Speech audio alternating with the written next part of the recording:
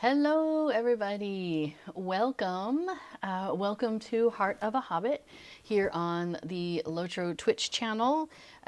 Twitch if you're watching it live, and YouTube if you're watching it after the fact. I'm your host, Little Redhead, and I'll be taking you around some places in Middle Earth today, along with Casper, the cat here. He's helping out.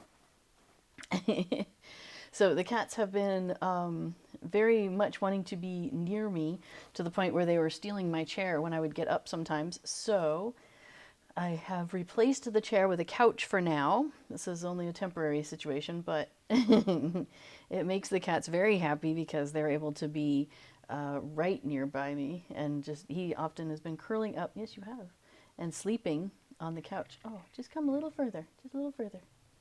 A little further. There we go. Aw, we just got your face for a second on stream. We'll have to work harder. So, anyway, and the cats just had their birthdays this month, so they are now 9 and 11 years old, as far as we are aware. I'm pretty sure those are accurate because they were registered dates with their chips, and they already had the chips in them when we acquired these cats. So, pretty sure those are pretty accurate dates. Although it's funny because we get emails saying, you know, congratulations, happy birthday on your cat, and they have the names opposite from what we have been told on what's on their chips. So that's kind of funny. So anyway, all right, he's circling and preparing to lay down, sweet boy. So I thought we would spend some time today. See, I've got my handy elf here. You know, I was realizing though, she's still kind of dressed for the winter.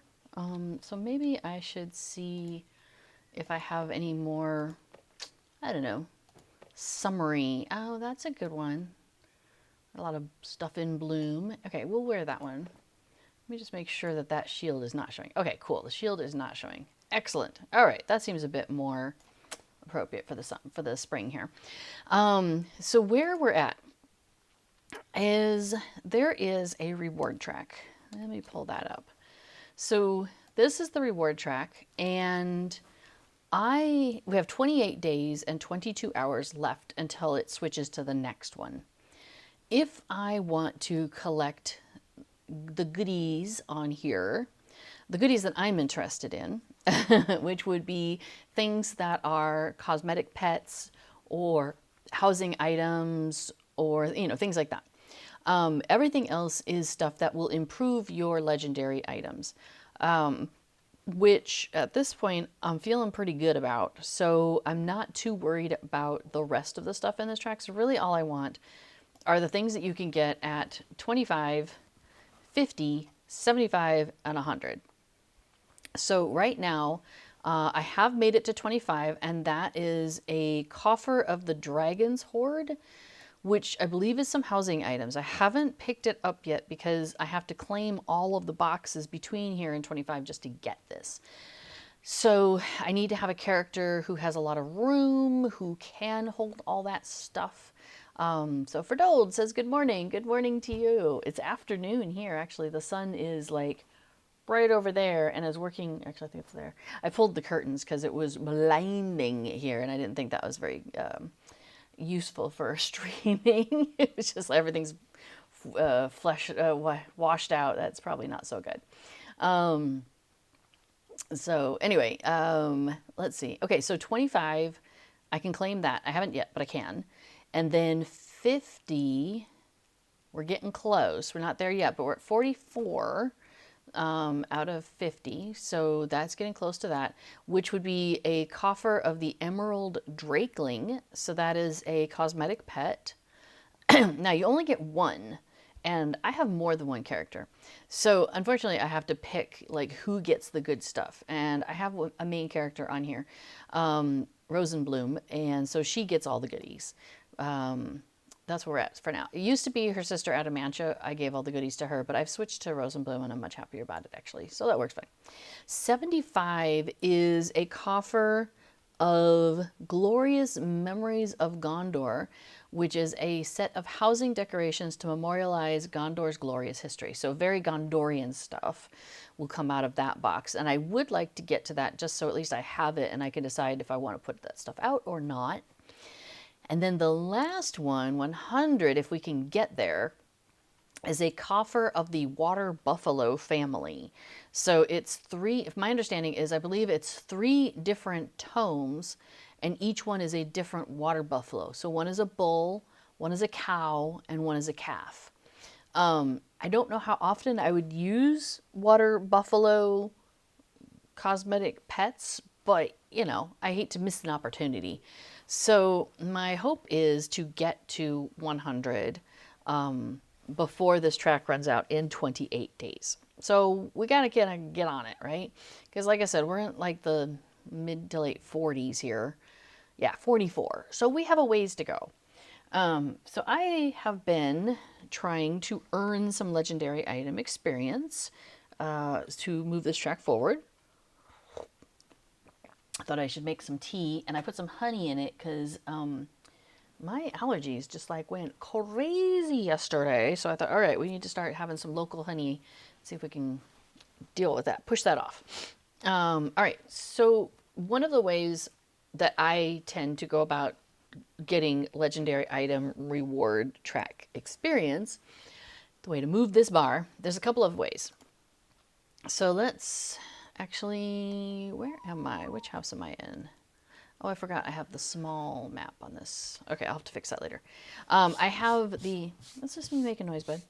I have the J.R.R. Skins collection, and one of the things in the collection is you get the maps when they come up are this kind of shorter version, smaller version.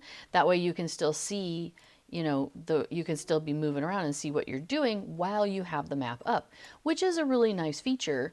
But I am so used to the big map, and I really like having the big map. So I have a tendency to switch it back to the big map, excuse me. And so basically it means you have to go into the code, and he's got the information on the website of how to do this, like where to go, what code you're looking for. You know, it's like delete these 5 lines or whatever, and then the big map is there. Like, okay. But I haven't done it with this particular, you have to do it for each one of the different types that you're using. So for example, I'm using, I think this is the Spirit of Elfwood. Let's take a quick look. If you go into your options menu, which is Control O, by the way, if you want to just shortcut that. And if you go to UI settings, if you have downloaded any UI skins, which I have, so I downloaded the J.R.R. Skins collection, which is fantastic. So this is, yeah, this is the Spirit of Elfwood wide. So it gives me bars all the way across. And so I would need to go into the file for this particular skin and remove those lines about the small map. And I haven't done that yet. But I do love the way this looks. I mean, look at all those lovely, gorgeous purples and like gemstones happening here. And I mean, it is very elfy, which is great because this is like, I have a high elf. So that, you know, it suits her well. Okay, so one of the ways you can get legendary item experience is by turning in tasks. So this character, she's level 57. So let me see, do I have any task items on me? Okay, so we have 29 gorgeous furs. So I can pick up, let's say the Galadrim here, gorgeous fur. So I click on that, and you'll see if I, you know, fulfill this task, I would get some increased reputation with the Galadrim. That's nice. And I will also get some legendary item experience. So I'll go ahead and accept that because I know I have some of that stuff. And here, let's go ahead and get this reward track up on the side. And you can see, you can watch the little bar go by. Okay, so I'm going to just turn it into this task collection box here in front of me. Oh, I have many things to turn in. Fabulous. I picked some up, but then I was over my limit because you can only do so many tasks in a day. So, all right, so if I turn this in, as soon as I hit finish now, watch this bar will shift. Boom. So it went quite a good, like it was visible how far it went. So let's do that again. Bum, bum, bum. Boom. The reason why it's going so far is because this is a lower level character, a level 57 character. So it's just like your experience bar with your lower level characters. Every time you get experience, you go pretty far. Like 10 experience for a low level character is like bam. But for a high level character, 10 is like, hardly any, right? It doesn't show very far on their bar because they're how far they have to go to get to the next thing is farther. Well, it seems to track in the reward track also that your lower level characters, they get probably the same amount of experience. It's probably like 500 or whatever. We don't know what the increments are, but there's no numbers associated with this. We're just guessing. But yeah, so like say it's 500. Well, 500 for a low level character of experience is a much bigger chunk than 500 for a high level character. It's a little sliver. So it seems to work on those reward tracks.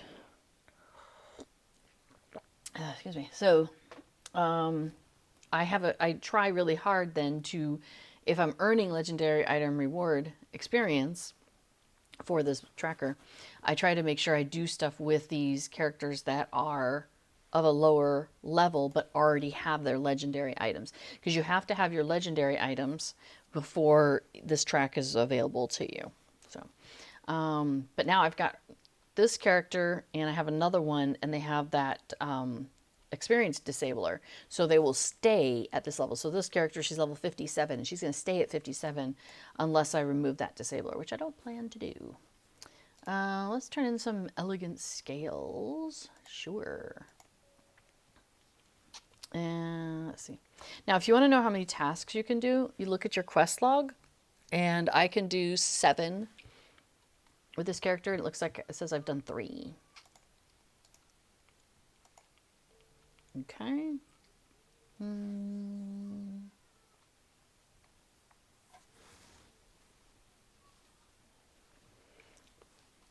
Let's see. Sorry, my ears are itching. That looks like my allergies are getting to me again already. B4 says the difference between your character level and the quest level matters too. A level 45 character completing a level 10 quest won't give you visible progress. Yeah, exactly. So I have a question from Maverick the Gamer. Isn't the reward track account wide? It is per server. So I'm on the Meriadoc server. So everything I do on this server that earns me experience on the reward track will apply to this specific reward track, the one that I'm earning on Meriadoc. If I go over to Treebeard and I pull up the reward track there, it'll be whatever my characters on Treebeard have done and has applied to the reward track on Treebeard. So it is per server.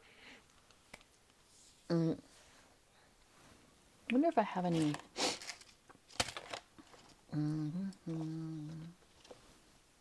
So I was just thinking if I had any cough drops, I could maybe see if that would stop my allergies. Not that they're related necessarily, but it might be just something to make my throat stop itching. Sorry, I was just like, all of a sudden just kicked in again. So annoying. Yeah, as B4 points out, SSG sometimes has confusing messaging because they'll say account wide, but they really mean server wide in this case. No, you're fine. Maverick the Gamer says, thank you, new to the game, learning the terms. Yeah, absolutely. Well, the funny thing is, it probably says account wide, but in this particular case, they really mean account wide within each server. So, for example, let's say I have other characters. Let's say I have another account, because this is my main account for, and I have VIP and all sorts of stuff. Aw, thank you, honey. Yeah, we'll just see if that helps. B4 to the rescue. It's handy when he's listening to my stream. Okay, so yeah, so I have this account and I'm VIP. I pay, every year, but it covers me for the whole year. But maybe I want to play in a band. And so it's really handy to have multiple characters playing together and making really cool music. So I have like alt accounts, and those are free to play accounts. And the only thing I do with them really is play music, occasionally do festivals, things like that. And those accounts, because they're a separate account, separate login, all of that, if they were to earn legendary item experience, it would not apply to this because it's a whole separate account. Even though they're both me, it only applies account wide. So that's why they're talking about, that's why they use that word account wide. But yeah, it's understandable, Maverick, the gamer, that it would be confusing. But we are here to help. So definitely, if you have any other things that come up during the stream, my stream and B4 stream, and B4 is right after me, our intention is always to be as beginner friendly and question friendly as possible. So please feel free to jump in and ask any questions for sure. Hey, Skagosi says, good evening, Little Red, B4, and the cats. I have one right here next to me. Casper is lying on the couch up against my leg, being a happy boy. Hello, Luz Yuichi. Yeah. Okay, so doing task boards is one good way to earn legendary item experience. So let me go ahead and do a couple more. So nasty filth. Let's see if we can find some nasty filth. Oh yeah, they'll take my nasty filth. Blech. And let's see if we can do another one. Well, we'll just keep doing the same one over and over again. That's fine. You can do that too. You can keep just doing the same one over and over again. So like I'm picking up this and it's that one, accept and turn it in and that. Okay, now I got the pop-up saying tasks limit reached. So I've done my 7 that this character can do. But hey, we almost got to the end of the box, so that's really handy. I like that. So another way to earn experience is just by doing quests of a level high enough to count. So like, do those have it?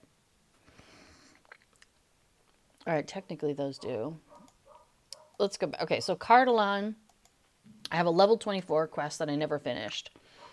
And that would give me reputation with the Dunedain of Cardalon, and it would give me some iron coins of Cardalon, but it doesn't give me any legendary experience, you'll see there.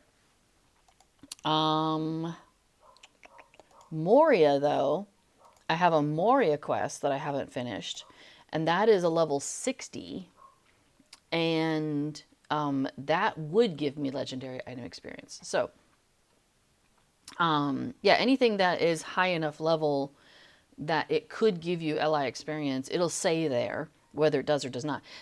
For example, this Misty Mountains one is level 45, but this particular one, it's find the hidden entrance to Goblin Town, and it has no interest in giving me any reward experience, LI reward experience for that. It says, no, I don't think so.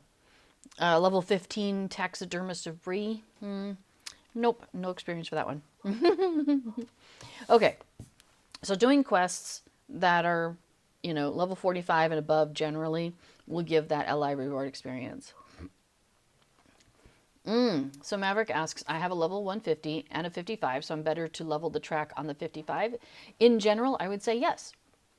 So quests that you're doing, and that includes festival quests, because the festival quests are always at your level. So if this character were to do any festival quests, there isn't a festival right now, but there will be on Thursday. The anniversary festival is starting on Thursday, so that's exciting.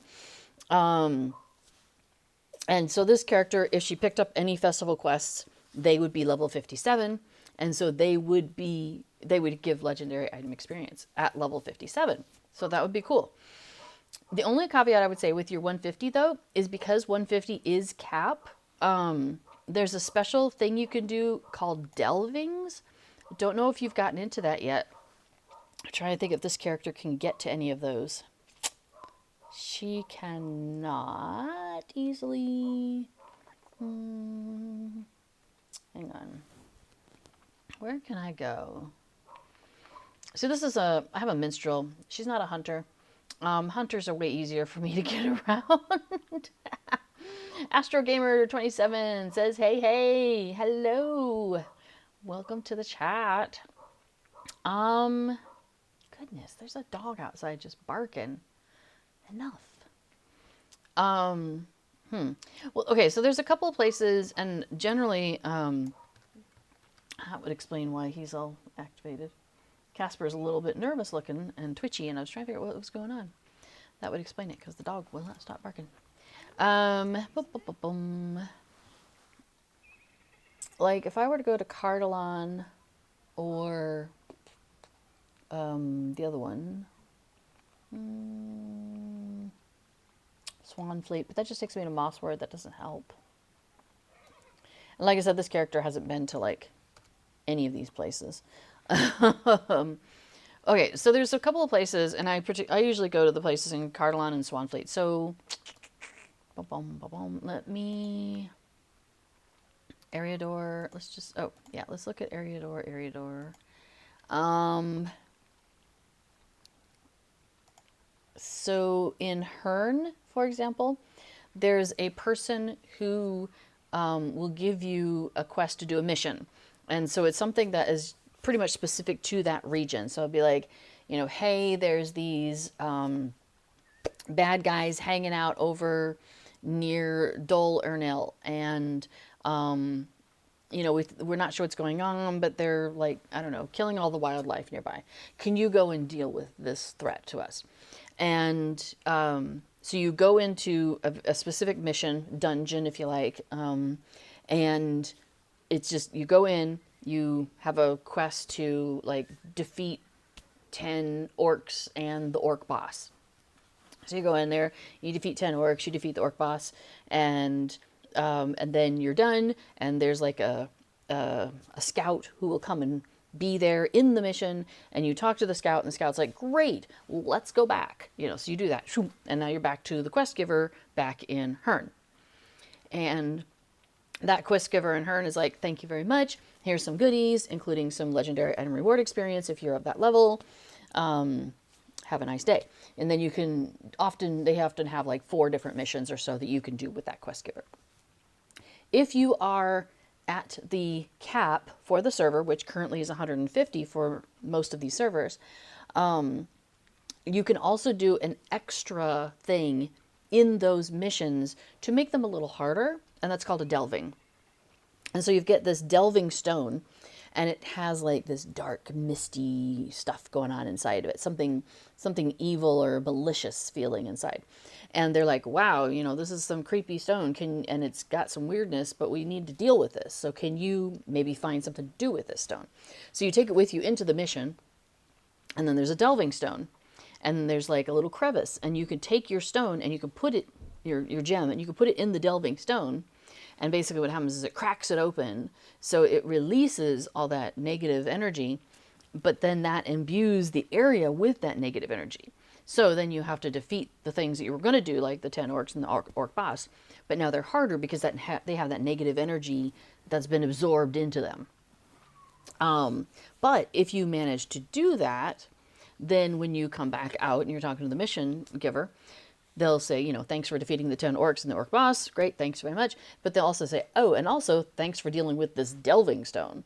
So you'll be able to basically complete 2 quests at the same time, even though you're, you know, for doing just one set of action. So I like to do delvings because, you know, it goes faster as long as the added difficulty doesn't slow you down. So that's why I would say, yes, Maverick, that doing your stuff on the 55 to level the track is going to go faster with your 55 than with your 150, except for if you're doing the delvings, then that will also go fast. So either way. In this case, I'm going to send myself... Why do I have that? Lothlorien. Why? Oh, because I was questing over there. Okay. I'm going to go to Rivendell. Yes, we're going to go to Rivendell. Oh, right, Astro. Astro, good enough. Thank you for the reminder. Before, it does remind that you can do some testing with your characters if you want to be sure. You know, take a screenshot before you turn in a quest, and then do that, you know, with your 55, and then take a screenshot, and then do something with your 150, and see, you know, how much of a, you know, how much does it move, how many pixels if you're good at that. But yes, as B4 points out, how fast you do them does matter as well. Like if you can do 10 quests per hour on your 55 and 20 per hour on your N50, then your 55 would need to make sure they're getting twice the legendary item experience gain per quest to match, to keep up with the how far your 150 was getting it. So yeah, I mean, you could do some testing in that regard also. But I generally come in. I have this 57, and then I have like a 47, and I generally come in and just run through with these two. Yeah, all that's to say, as before says, what's best for you might be different than for others, but yeah, might as well do some testing and such. Astro asks, is there a way to see one's ping and latency on a server? I'm thinking of joining on Meriadoc. Yes. I don't know what it is. I know if you hit, was it Control F? I know if you hit Control F, you get this FPS. Frames per second, I'm assuming. Trying to get it so you get enough contrast so you can see it. Yeah, there. It's up against the tree. Oh, there you go. And then B4 says, in the settings, you can turn on connection status. Connexion. There we go. And Royal Ticon says the same thing. In settings, there's a connection toggle to show it. And then I'm always trying to copy and paste things, and I'll hit Control F, thinking I'm copying or I'm pasting. And it's like, no, you just get your frames per second. Like, that's not what I wanted. So hopefully that helps answer your question there. I will tell you, Astro, I've been checking out the Lotro Discord from time to time. And let me pop this in here in case there's anybody who hasn't seen this yet and is interested. There is now an official Lotro Discord server. So the SSG folks are keeping an eye on it. They post in it from time to time. Actually, regularly, I should say. There's volunteer moderators who are also players, so they understand the game. So yeah, cool Discord. And in the Discord, there's different channels, of course. And one of the sets of channels is there's all the different servers. And so, if you want to talk about something specific to a server, that's where you would post. And so there's a lot of conversation on the Orcrist channel. And then there's some conversation like on the Meriadoc channel and so forth.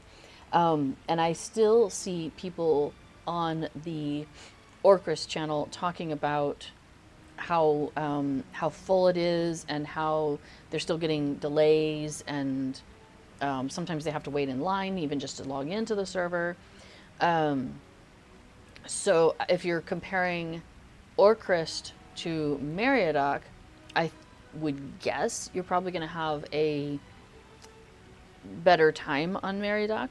However, if you are comparing Orcrist to Grand, you might have a good time on Grand, because so Grand and Orcrist are both regular servers, and then Meriadoc is a RP encouraged server. So you don't have to roleplay, but it's like that's the kind of atmosphere that you will likely run into. So like, yeah, okay, yeah, and Astro is, will you be creating a new character, not transfer? Yeah, of course, fair enough. But yeah, so if you were creating a character that you were looking to do a lot of like endgame raiding or I don't know, more the boy stuff. That's how I think about it in my head. You want to go hard and that kind of crowd and verbiage is more likely to be found on your Orcrist and your Grands. But if you're like, kind of more, I don't know, it's a chill atmosphere on Mary is really what I'm saying. Like, people talk about their housing, or, I mean, they still do raiding and they still do endgame stuff, but it's like, you'll have just as many people who are like, I want to go do this raid because there's really good gear that I could get out of that will help me do better raids in the future. And you also will have just as many people saying, I want to go do this raid because there's some really cool housing item that you could possibly get out of that, and I really want that to decorate my house. So, so it's a different mindset in terms of what your goals are more likely to be. Um, yeah, like I said, I mean, there's still people who are like really interested in the stuff you can get from the raids. Like we were doing at the last festival that just ended a week or two ago. Um, there was an instance, and it's possible to get a really good cloak, and that cloak is one of the best cloaks you can get for level 150. And so people are like, yeah, it'd be great if I could get that cloak. And so we were running that regularly to get the cloak, but also because it counted for festival tokens, and I wanted those festivity tokens in order to buy some specific housing items.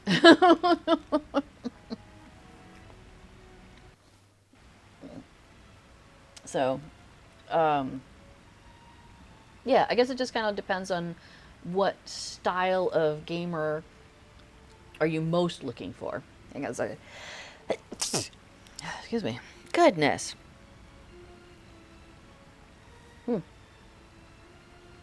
I feel like, what is it about this time of day and allergies? Thank you. Kiss Chaos, thank you.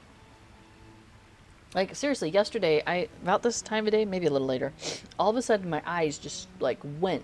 And I was like, ah! It was so crazy. Anyway, sorry, y'all.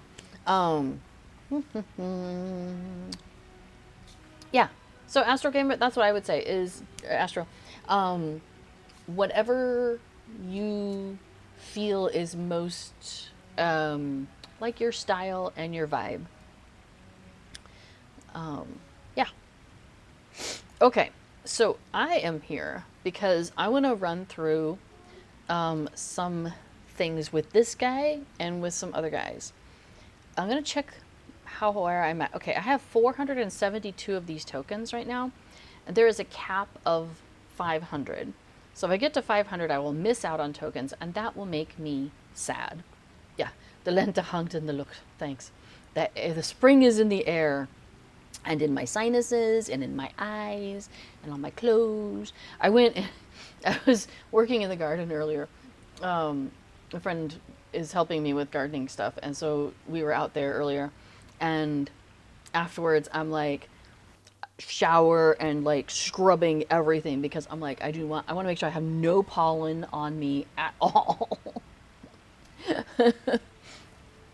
Oh nice, yeah. Astro says I'm mostly casual with Locha right now. I'm working on a lot of things besides gaming right now as well. Now I will say though, Astro, too, that no matter which server you go to, you're likely to have a very welcoming and helpful, resourceful world chat. Yeah, like, and there's, like, I know I see regularly here on Mary, people will be like, hey, does anybody need help with questing or things like that. Now, I mean, I don't know, it just depends on if you jive with those people that are saying those things. But, people will pop in on Mary and be like, hello, everybody, or good evening, good afternoon, hope everybody's doing well today, like stuff like that.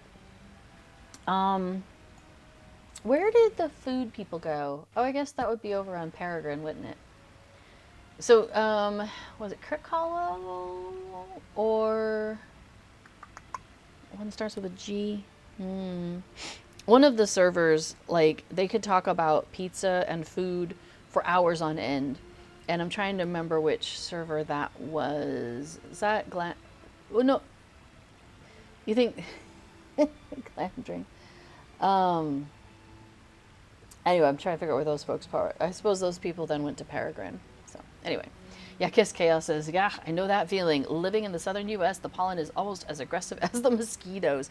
I am very grateful that we do not live in a high pollen area in general. I mean, I'm from Colorado, which things did not grow. So when I got the hay fever, oh, hi. I just saw Casper's head pop up, which alerted me to another cat nearby. You can come say hi. Hi, baby. This is Cato, for those who haven't met her. And this is Hamstrain from Albert Heijn. I'll show you guys in a second. But yeah, so Colorado doesn't have a lot of pollen. But it does have some. Like there's some stuff that comes through. So, but I was lucky that yeah, I wasn't exposed to like a gob tons of it. I also lived in Iowa and Ohio at various times, and lots of stuff there. Like yeah, lots of stuff there. Oh, Astro says glamdring. I am on there, and I would not be surprised if people talking pizza. I talk about it a lot. Excellent. But yeah, so here in the Netherlands, things grow like crazy. It's amazing. Everything is green like almost all the time. It's wonderful. I love it. And I am able to have like a whole backyard full of greenery and things that grow. And like I do not have a green thumb or green fingers, as they say here, and yet stuff is still growing, and it's great. So I do love that. And if I have to have a little bit of allergy stuff to go with it, then I'll just deal with it. But yeah, I noticed that if I do the honey, that really helps. Having some local honey as a part of my normal, regular diet, that helps.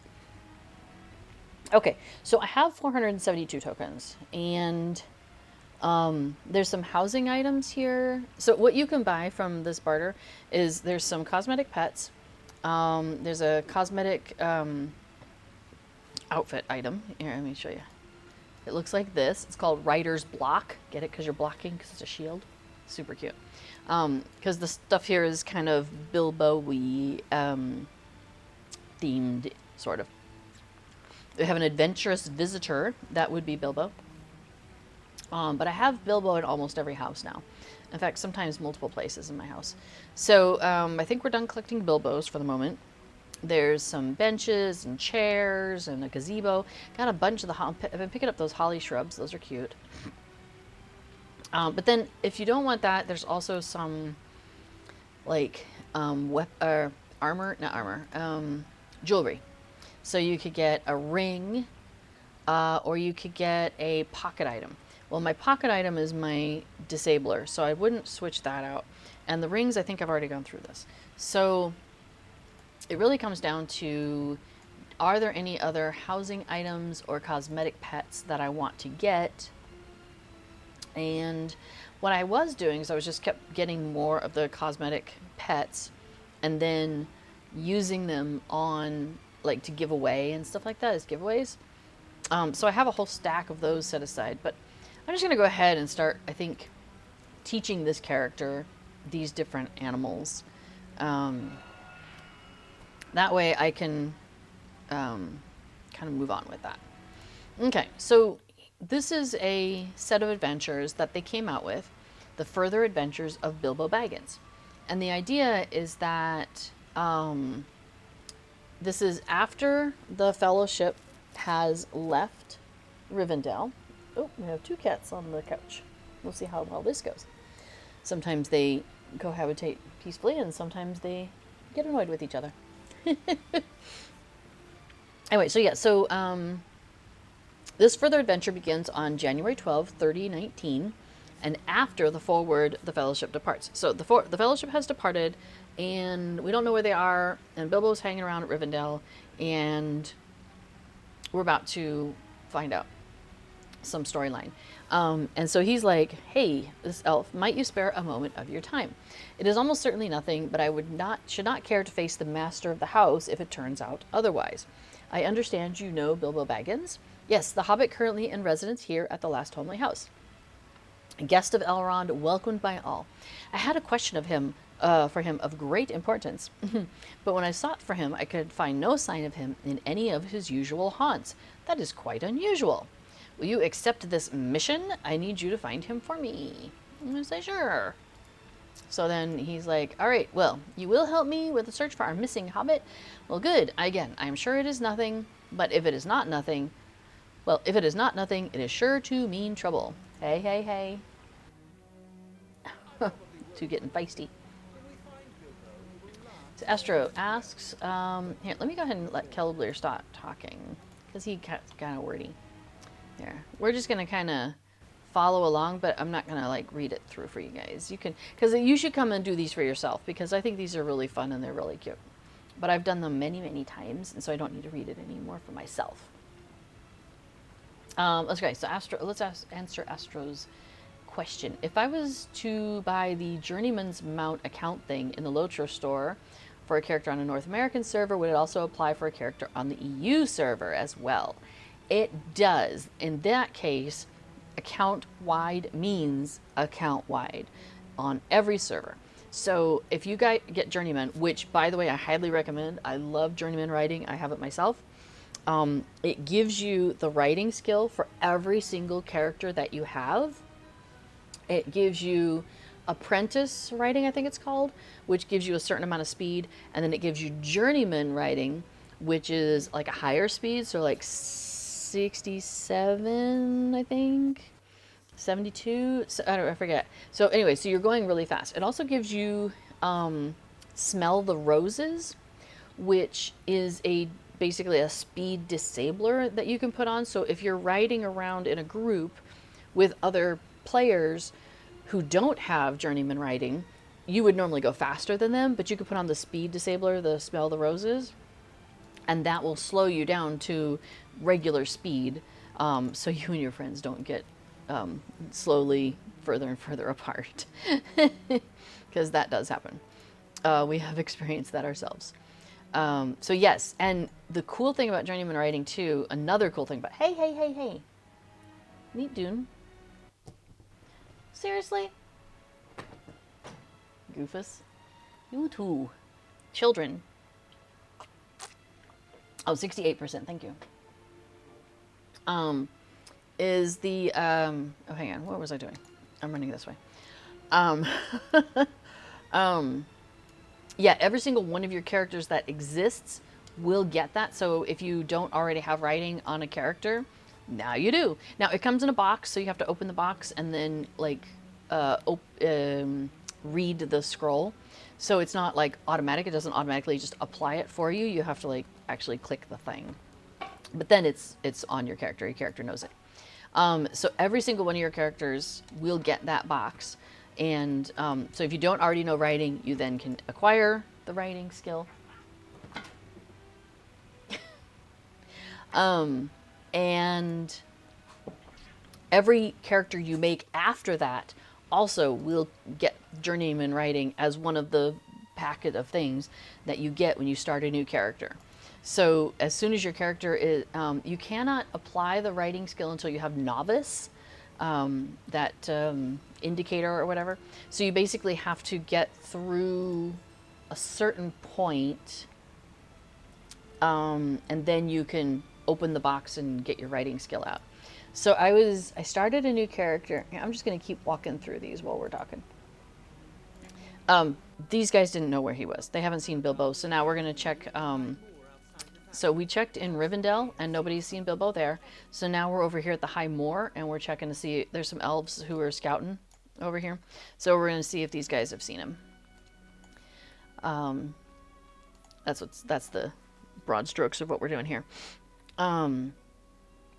Anyway, so, cause yeah, I made a new character recently and I went ahead and did the regular intro instead of the Before the Shadow intro. I just did the regular one that we've had previously. And after I got through the point where we end up in Archet and you're having to go back and forth and do a bunch of errands, so I'm in that section, I was able to open up my writing box then, I'm pretty sure. So that was great, because then I can like ride back and forth trying to get from all these different places in the intro. I mean, it's not that they're far apart, but just having to run everywhere was slow. So like ride up to Calder Cobb and be like, he's like, her. I'm like, trot, trot, trot. So yes, journeyman writing is awesome and you should totally get it, especially if it's on sale. Paying full price for it is worth it, but it ain't cheap. So I recommend people like kind of do the long, if you can have the patience for it, play the long game. So when Lotro points go on sale, like when you get, so basically the way they do it is Lotro points are so much, you know, like get 500 Lotra points for however many dollars or euros or whatever. And then you get some bonus ones. And they're like, you know, buy 500 Lotra points plus 200. And sometimes they double that bonus. So be like plus 400. So that's what I say is wait till the double bonus to buy your Lotra points. Oh yeah, VIP, awesome. So VIP is also great because you get 500 every month. Just like off the, you know, they just give you that as part of your VIP benefits, which I love that. And so you can let that stack up. And then they have like a rotating series of sales that go on. So like right now, does it tell me specifically or does it just give me a link? I can't remember. It gives me a link. What are the known sales right now? Oh, it's the final weekend to get the Coffer of the Sands, by the way. So if you are interested in getting that Coffer of the Sands, it looks like that may be coming to an end soon. Actually, yeah. Actually, it might have already come to an end as of last weekend. Sorry. But let's see. Okay, so right now it's Virtue, Acceleration, Enhanced Reputation, Supply, Mark Acquisition, Boost. Okay. So I'm trying to think of what are some other good ones. So that's what's on, that's the deal for this week.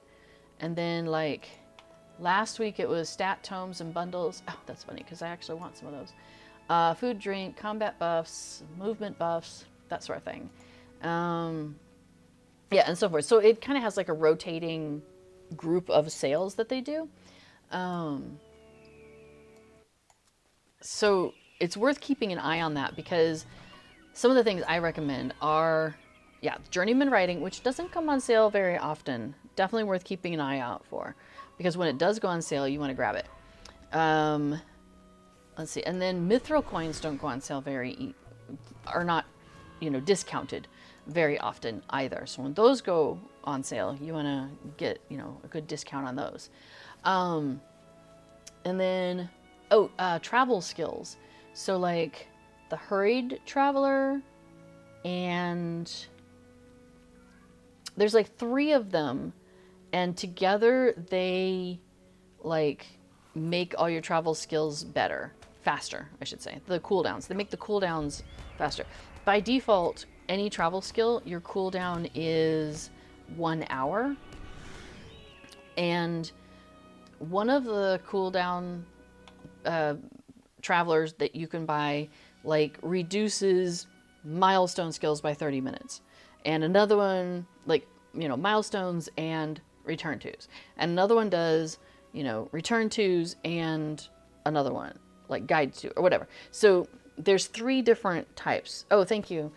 Before I put it in there, Hurried Traveler, Expedient Traveler, and Returning Traveler. Those are permanent, but they do apply per character. So each one of your characters that you want to have those cooldowns reduced for, you have to buy it for each character.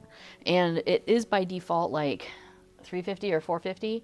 Oh yeah, hugely. Before it says well worth it on my main character. Absolutely. I agree with that. And I don't tend to buy all 3 for my alt characters unless there's something that I really am doing with them that it would be a huge benefit. But on my main character, absolutely. I get all 3 of those. But I do try to wait like a little bit of time if I can and see if like they go on sale because it's so useful. Because yeah, so basically between the 3 of them and the overlaps that they do, you know, 25-minute, 30-minute, that sort of thing, it basically can reduce it down to 5 minutes. So all of my travel skills are at 5 minutes on my mains. The only thing that's not that is actually even better, and that's your travel to premium house skill. And this is for all of your characters, regardless of what their travel skills are. It's a 1 minute cooldown. So you can travel back to a premium house like every 60 seconds, which is pretty neat. That can be really handy sometimes. So yes, and Astro, I did see you saying that the coffer is too pricey, and I totally get it. Um, I have been really lucky in that SSG has has gifted me the coffer. So I have the coffer of the sands, and so I can do like the tea party thing, which is fantastic. I'm actually going to start. I'm going to plan. I already have ideas for. I'm going to plan a summer event for the hobbits.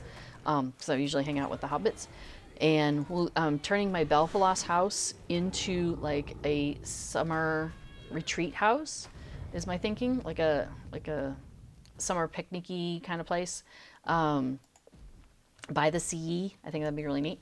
And my plan is to do a tea party by the sea, and then we'll have some people play music and stuff like that, and we'll make it a whole little event. So I'm like planning a whole event just around these tea things because they're so cool, the tea bauble that came out of that. But if I hadn't received it as a gift, I would have to think really hard because that is fantastic and I love that bauble.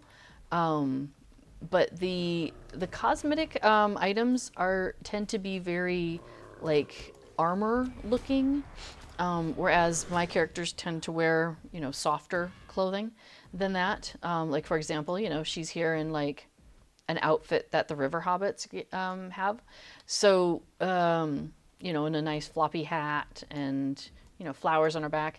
Those aren't the sort of things that you get as cosmetic items in a lot of these coffers, so I get it. I got some cute pets, but I haven't been using cosmetic pets as much recently as I had previously. And I did get, though, the travel skill. I'm really loving these travel emotes. I love this idea that they've really branched out into. So I would have had to think really hard, do I want to spend that much money to get the bauble and the travel emote? Because that's really would have been the important things for me. And maybe the mounts, because I do switch mounts around a lot. So it would have been a hard question for me to decide, is that worth it for me or is that not? I probably would have done it. Hard to say. I probably would have done it if nothing else because then I could show it on stream and you guys all get to benefit from it as much as I do. But yeah, so that would have probably been also a reason for me to really think about it. Plus I do want to support the game. Like I appreciate that they have provided this place where I can go and just run around in Middle Earth, and that they're adding new things on a regular basis. And now, they're adding more stuff to the festivals, which is one of my jams on this whole game. So, I like to go a little bit out of my way to support the game. So that would have been another piece of my thought process. But I recognize that, we don't spend a lot of money on going to the bar or going to the movies, or we don't own a car, so we don't have that expense. I use public transit. Well, before and I both, we use either public transit, so the buses and the trains, trams if we're in Amsterdam. We use bicycles to get around, or we walk. Most of the things. Occasionally, we'll ride in a car with a friend of ours to go somewhere. But I recognize that we're in a lucky position to be able to make those kinds of choices, and I understand not everybody is in that spot. So I'm happy to share my spoils with you all on stream, at least as best I can. All right, let's finish this guy. So yes, the travel skills, as we were talking about, are per character, not per account, which is sad. All right, let me get another drink.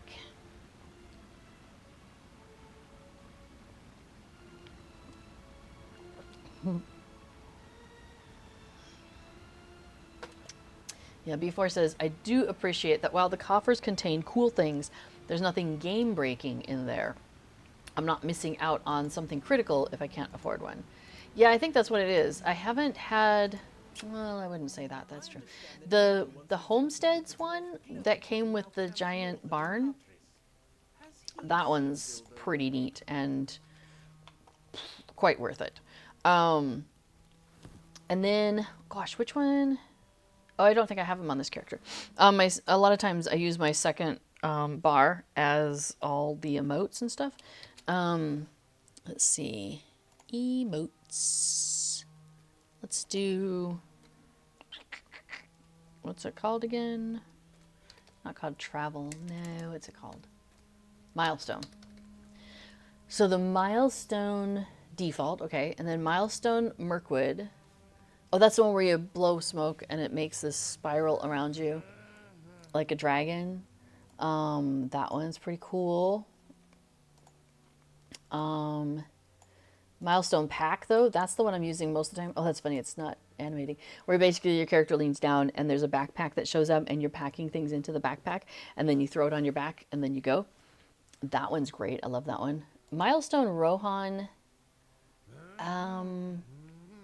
Oh, that one, you jump up as if you're on a horse and then you zip off. Really confusing if you're in a group and your normal like way of doing things is, hey, if everybody jumps on their mounts, it means we're following each other and going far. And so if somebody uses that milestone emote and they jump on a mount and then they disappear, and you're like, but wait, what just happened here? So that one's funny. Milestone Sands. Oh, I haven't opened it yet for this character. That one, it creates like a swirl of sand around you. It's pretty cool. And then Milestone Whimsy is, yeah, you put your arm up in the air and it makes like a weeping willow around you. It's really gorgeous. So I do love those. Those are really dang cool. Oh, sorry. You waiting to talk to me, Gloin? Okay, here we go. Now, did any of those come out of the Homesteads one, though? I don't think so. You know what? When I'm trying to figure this stuff out, this is when I usually go to the wiki, because I cannot remember exactly what comes with what anymore. Well, the Lotra wiki is so handy. So yeah, anyway, the coffers... Oh, you know what else is in that Homestead's coffer? Is you get, like, cosmetic... a couple of cosmetic items. Like, you get a pitchfork and a bucket and is it a shovel? So you get 3 things. And so you can, so I put them in my wardrobe so that my characters can all pretend like they're carrying a bucket or something. Now, she's actually carrying a bucket of apples. So it's not the same thing. It's a little different. Bucket, broom, and pitchfork, maybe. Things before. Yeah, right. It might be a broom. You might be right. Yeah, Colwich says, yeah, they always seem to release those coffers when I'm low on Lotra points. I need another Lotra point sale. I know, right? I'm at the lucky point now where I don't think I'm going to be making any more main characters for a little while. Like, a couple years ago, you know, we started on Treebeard. And so I have a new main character on Treebeard. You know, that I had to, well, I didn't have to, okay, I had to buy all the things for her, so her travel skills and, you know, all the things that you buy. The universal ingredient toolkit, I find it really handy to have one of those on. Oh yeah, I get the enduring universal toolkit because that's the better one. Because the percentages are just a little bit better, but that costs like 495 Lotra points.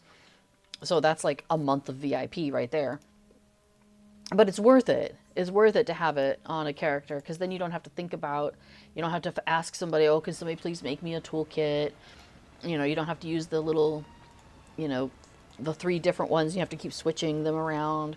Like, it's really worth it, I find, when I'm starting on a new server to get one of those. So I do that.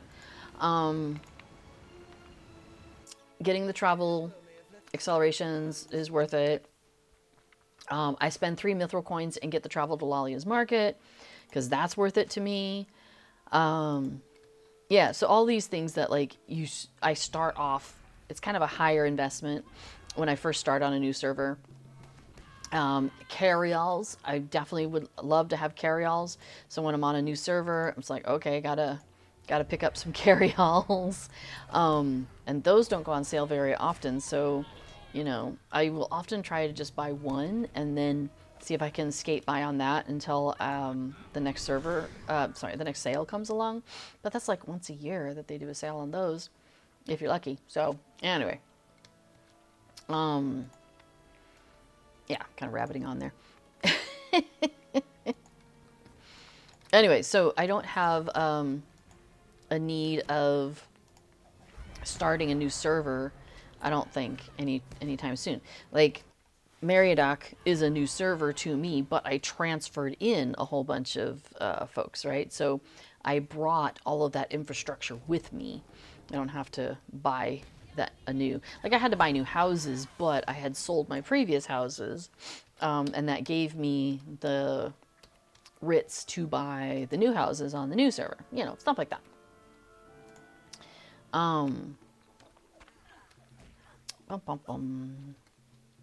So I'm in this position right now where I'm kind of like hoarding my Lotro points most of the time, which makes me really happy because then when those sales do come up, I can jump on it. I haven't had to buy, well, okay, I should say, like I said, we don't go to the movies really, and we don't go to the bars. We don't, you know, so we're not spending like large amounts of, you know, overpriced drink money or anything like that. Really, it's video games and board games. That's where I spend my, you know, that's where my expendable income goes. So when I do buy Lotro points, the best value is in the biggest bundle. So I try to save up and then buy the biggest bundle. And then I wait, when I'm ready to buy that, I wait until the double bonus is happening. And so then I stock up, basically. So I'm stocked up for, I used to go through them faster. But now, I think the last time I stocked up was over a year ago. And I've been able to kind of skate by on that, plus my VIP points that come in. Yeah, so that's been really nice. I've been very happy about that. But yeah, so that's like my kind of like routine, right? Save up a bunch of money, buy the biggest Lotro point bundle. That's like I said, you know, we're talking about I'm actually spending real money on the game. So that's like, if you're willing and interested in spending real money on the game, this is my process.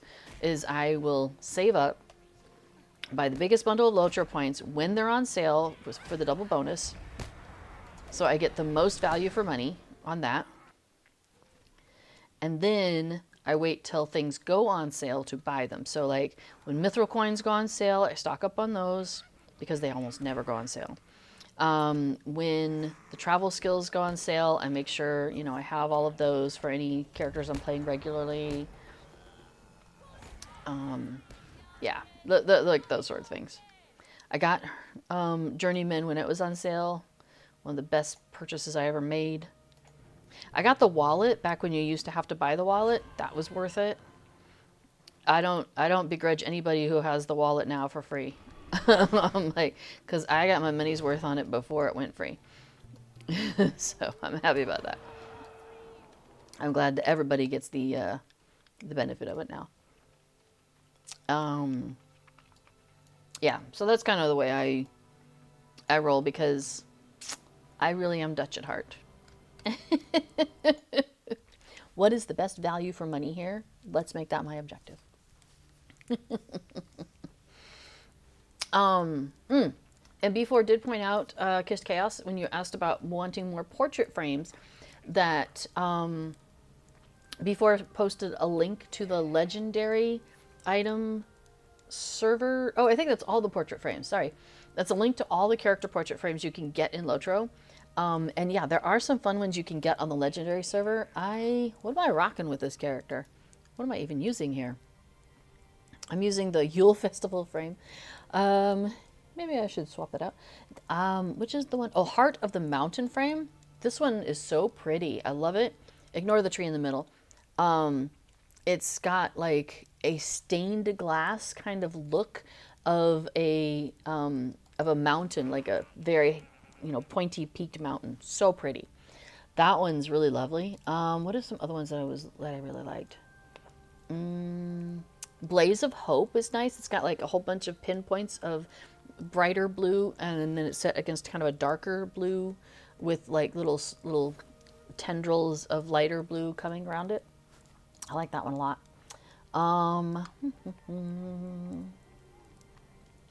Let's see. The Great River frame. That one's got kind of like little curly cues that kind of evoke a little bit of a water idea.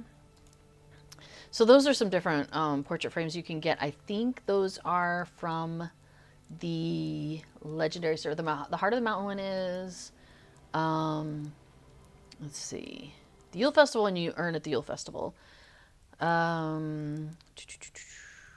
of the Mountain is definitely from that. Oh, there's the Black Gate frame. Ugh, that's a bit scary. We're not going to keep that one up. Beacon of Gondor. That's kind of cool. I, though, will probably put... What am I going to put on this character?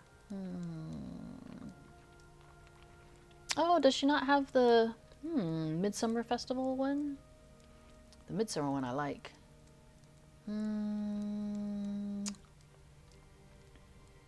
Now the year frames, like the 7-year frame, it's basically like dots.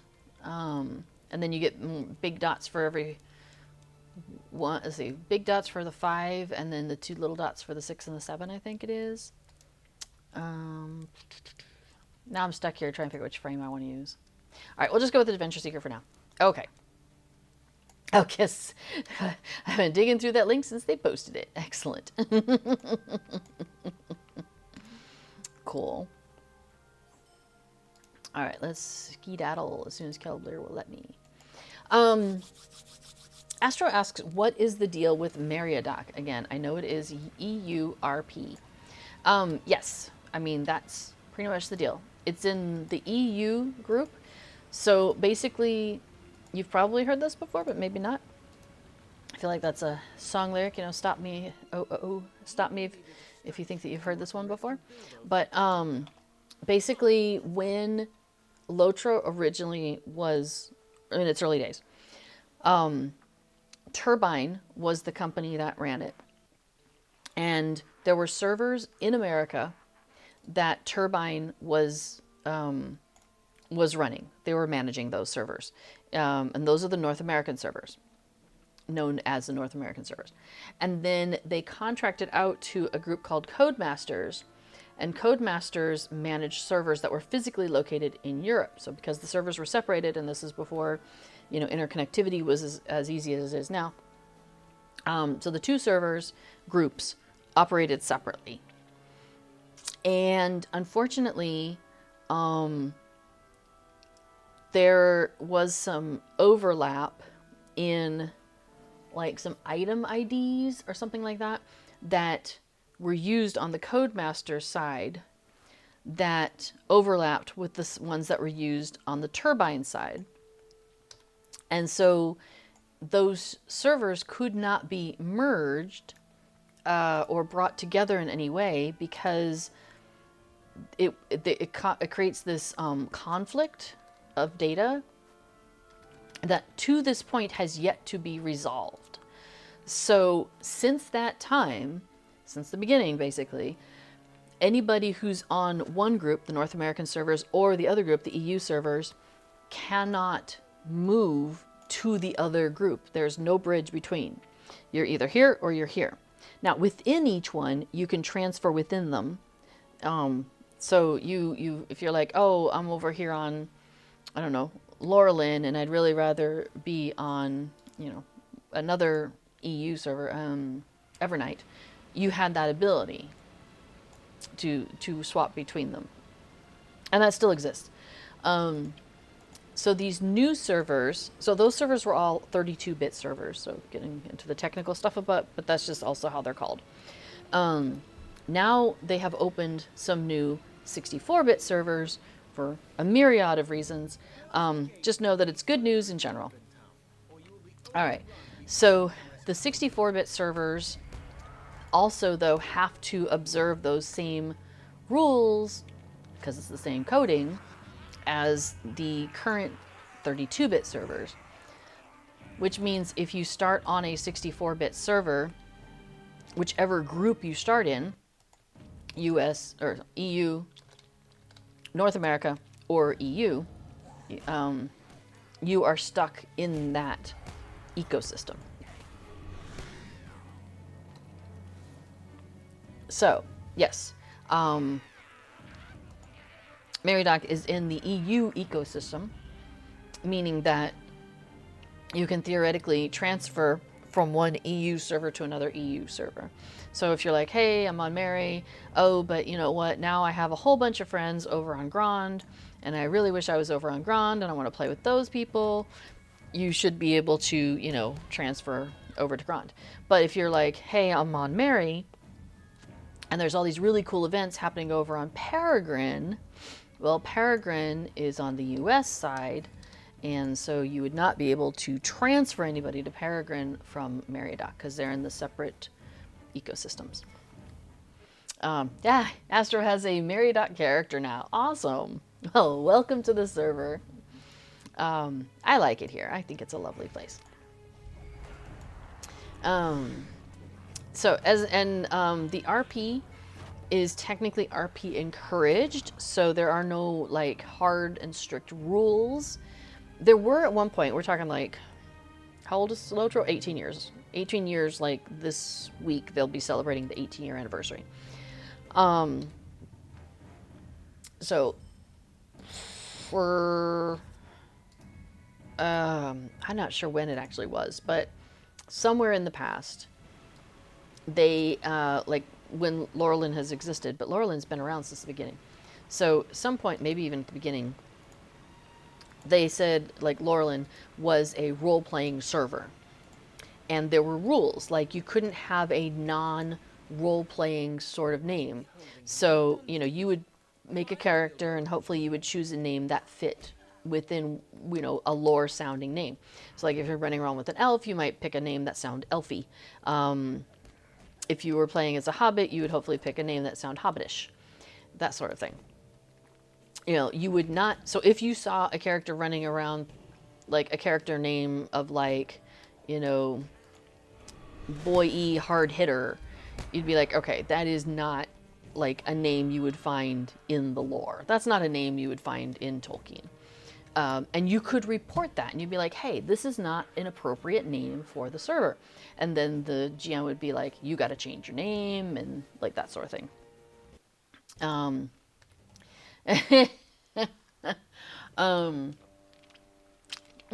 Astro says, I will only be on Mary and Glamdring for now. Nice.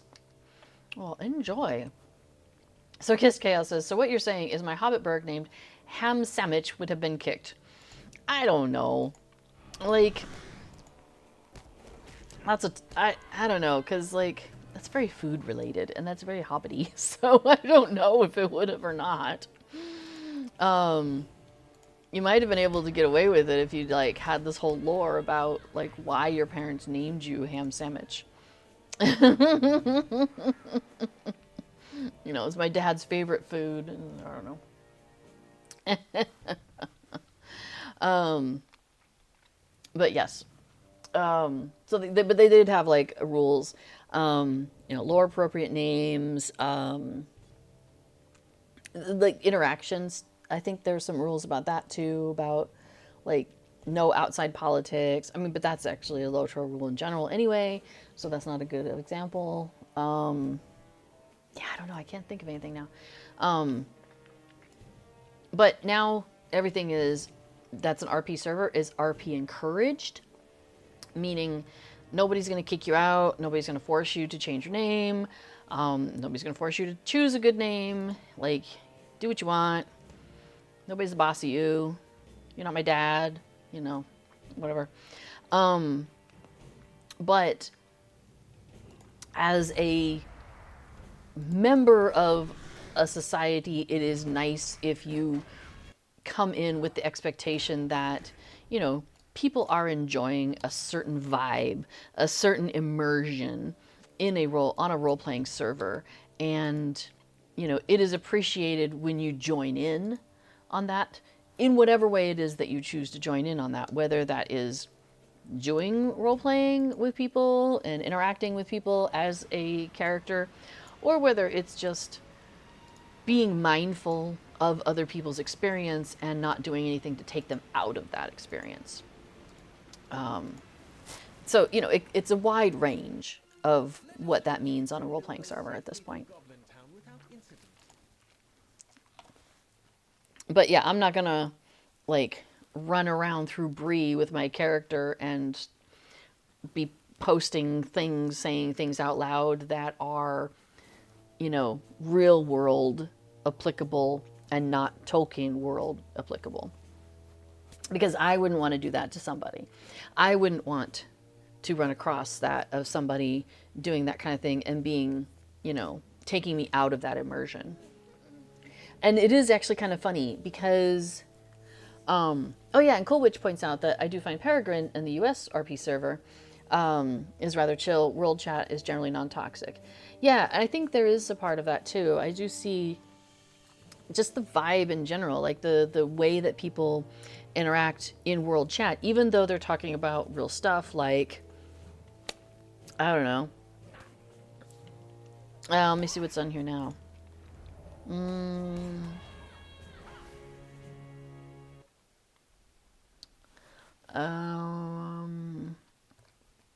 Some people talk about Hobbit, like they play monster characters, and so they say weird things in chat. Like, okay, somebody's saying, hey, I need a large crafting carry-all. I gotta save up for that. Or, I'm looking forward to the release of, I'm not sure who that is, but music or book or something like that. So they're talking about real world stuff, but not, I don't know. Yeah, not talking about anything too spicy. Yeah, so Kiss Chaos says, yeah, respect the escapism. I think that's really what it is. And so there's no expectation of escapism on the regular servers. So if you're playing on Glamdring, Orcrist, Grond, Sting, there's no expectation of escapism there. There's no expectation that people are going to talk about their characters, as individuals. They're going to talk about, my tune, my character, whatever. And yeah, as opposed to, like, for example, when we're doing these kinds of quests and things, you might call them chores on this sort of, on a role-playing server. Oh, I've got chores to do. I'll catch up with you guys later, that kind of thing. Whereas, on a non-RP encouraged server, you might be like, hey, I'm going to go do some missions because I'm looking for legendary item experience. But there's the sorts of things I'm saying. But I wouldn't necessarily say that in-game, and I definitely wouldn't say that in-game as my character. I might say that in a chat that's happening where we're talking a little bit out of character, but I definitely would not say that like, in front of a bunch of people. I wouldn't do it like that because that's, breaks the immersion. So. It is funny though, because I noticed that, and this just could be the crowds I hang out with, but when I'm on, well, Laurelin, now Meriadoc, that when people are writing lyrics to songs, those lyrics tend to be a little bit more immersive. Whereas if I'm listening to bands or events or lyrics over on Landerville, now Peregrine, they run the gamut of whether it's in world or not. And I find that really funny. Like, you'll have a whole event on Landreval that is like, hey, we're going to play all Led Zeppelin songs. But, and then they're in-game saying, hey, this Led Zeppelin song, blah, blah, blah. Whereas nobody in Tolkien's world knows what a Led Zeppelin is. They don't exist in the game, in the world, So, so as, what's some things we do? Like, instead of talking about SSG in game, if we're trying to talk about that, but in a way that's in game, we call him the mayor. You know, so, oh yeah, the mayor. So, like, instead of saying SSG says we're going to have extra downtime tomorrow to fix a thing, we would say the mayor says there's going to be a big storm tomorrow. But afterwards, you know, we should be able to sing our song without any sticky rug moments. So a sticky rug moment might be a lag spike. Yeah, the scheduled storm was longer than expected. You know, the storm was longer than we expected. Things like that. So it's, you know, you just find ways to do things in game that are more appropriate. So, for example, if I tell people that I'm streaming, I don't say I'm streaming in game. I say I'm giving a tour. Because technically, I figure that feels like what I'm doing, right? Like I'm giving y'all a tour of what I'm doing. It just happens to be on a, you know, this medium and stuff that doesn't exist in the game.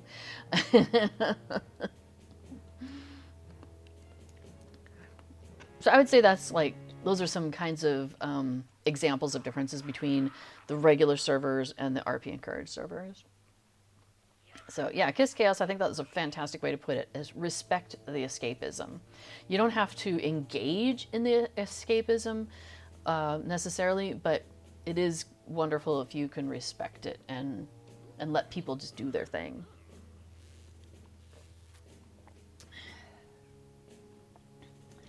Oh yeah, awesome. So Astro was looking for how to find the thing about the server latency, and B4 has helped out. Thank you. Yeah, I had some characters over on Evernight, which is not an RP server, and I had characters on Laurelin, RP server, and those are both EU. And so I moved them over, and one of the characters on Evernight was supposed to go to Orcrist because that's where somebody else is who's doing more adventure-y style stuff. So my character was going to go there so she could continue to participate in that stuff if I ever do, which is not very often anymore, but you know, would make myself available if that was possible, if that was going to come up at all. But when Orcrist was having trouble, I went ahead and just transferred her here to Meriadoc. So now I'm kind of like waiting. Oh, I need to check the token level. Yeah, we're good. Because that group ended up over on Orcrist. So now I'm just waiting to see if, you know, is this, or not this character, but the other character is going to end up also on Orcrist. Because she's the kinship owner and was supposed to meet some other kinnies over on Orcrist, but some of the folks are on Orcrist, and, well, really at this point, it's 3 of us that would be in the kin. Me, as the kin owner, is here on Meriadoc. One of the kinnies is on Orcrist, and one of the kinnies is still over on Evernight. So we are definitely not grouped up at this time. I've been trying to talk her into moving over to Grand because I know the experience is going to be better over there in terms of lag and not having to get in line and all of that. But unfortunately, the folks that she's playing with over on Orcrist seem to be pretty settled in. So they're not interested in moving to Grand. So she's not going to go to Grand, which means I won't take that character to Grand either. So it's kind of funny. Okay, so there's a second set of further adventures. So we finished the Bilbo one. He got found. We found him. We got him back safely. Boom, boom. So now I'm going to do some adventures with Elrohir and Eladan, which are the sons of Elrond. So it's the same kind of idea where, like, quest giver is going to give us the first one, and we do that, and then we come out and we get some LI experience, and then we go into the next one. The difference here is that instead of returning to Rivendell each time and picking up the next one, these guys are going to drop me where the adventure is, and then I need to continue from there. So if I don't want to, if I want to stop in the middle somewhere, I'd have to go and pick it back up from that location, which is kind of wild. So my neck's starting to get a little cold. So let's see, make sure I don't stick it over the microphone. Okay. M. Watts says, hello, how are you today? We are good. How are you today? Have a Casper back next to me again after the little adventures of running around the house for a minute. No.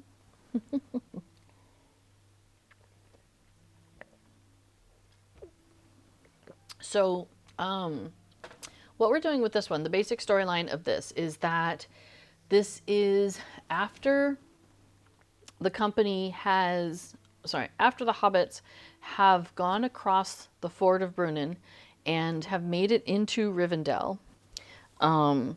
But we don't know what's the status of the Black Riders. So they, you know, the waters came and took them away, but we don't know what happened. Like, did they lose their horses? Are they running around in the trollshaws? Like, what's the plan? What's the scoop here? What's happened to these guys? So, over here and Eladan are kind of basically tasked with going to pop around by the Fort of Brunnen and that general area and see if we can find out any clues or any information about the Black Riders after the waters came through. So that's what we're doing with these guys. So we're gonna start off, and we're gonna go catch up with over here. And so we're starting off here, which is in the High Moor. So we were just here a few minutes ago with the other thing looking for Bilbo, but now we're gonna talk with Eladan, and he. We're gonna go, let's see, Elver here and I agreed to see how many we could each defeat before meeting downstream. Oh yeah, about the insects. And, all right, so he's checking up here by this spot, and then we'll head downstream in a few minutes to go meet up with Elver here and see if he's found anything down there. But first we're gonna help Eladan get past all these little critters. Kissed Chaos thinks the Black Riders took a trip to the local laundromat to sort out the soggy robe situation. Facts. That's funny. So we just need to find our local laundromat and then we'll know. So maybe we find like laundromat tickets lying around. Be like, aha. That's it. Oh, and then Astro, the other thing I didn't really mention is I would say the difference, a big difference between the EU servers and the US servers is there's a lot of different languages that you'll see on the EU servers. And it's just kind of like, most of the time people are like, okay, whatevs, you know. It's not really a talking point, it just kind of happens and you're just like, okay. And the reason I thought of that is because I just saw some people posting in German. Oh, so now I'm downstream down here. And whereas in the US servers, at least in my experience, it tends to be mainly English and occasionally Russian also, but that seems to be the extent of the language variety. Maybe some Spanish, but not as regularly as the other two. And, yeah, I don't know. I've seen people get a little bit more fussy about that, even though there is no official, like, world chat official language or anything like that. Like, you can use any language you want. Talk in Klingon if you want. Not many people might speak it with you, but you could. Yeah, so there's no official, like, Lotro world chat official language or anything like that. Now, from the game perspective, for like plugins and stuff like that, well, and for the game itself, the game itself has support for English, French, and German, and that is also because of previous times. That's how it was during the early days, and I think there was also some Russian support at the time. But the Russian servers were never brought in when SSG got the game, is my understanding. So they just weren't continued. But the US servers and the EU servers were brought in and are part of SSG. So they still support the 3 that were supported at that time, which are English, French, and German. Okay, so see, we're now here at Akkad Candleth. So, you know, up in this area and not back in Rivendell. So we turn in quest number 1, and now they automatically give us quest number 2, in which we can then pick up and shoom. So now we're looking for the guys, and here they are. So we are continuing to look around, and we are now in a region near High Holland, Akkad region, that kind of area. So that's what we're doing now. Yeah, before it says, given how much Tolkien loved languages, I'm a little surprised multiple languages in general isn't required in world chat. Yeah. It is kind of funny. So yeah, it definitely feels very Tolkien-esque to just be like, yep, we talking a lot of languages. We cool like that. Prophet says hello, says greetings. Greetings to you as well.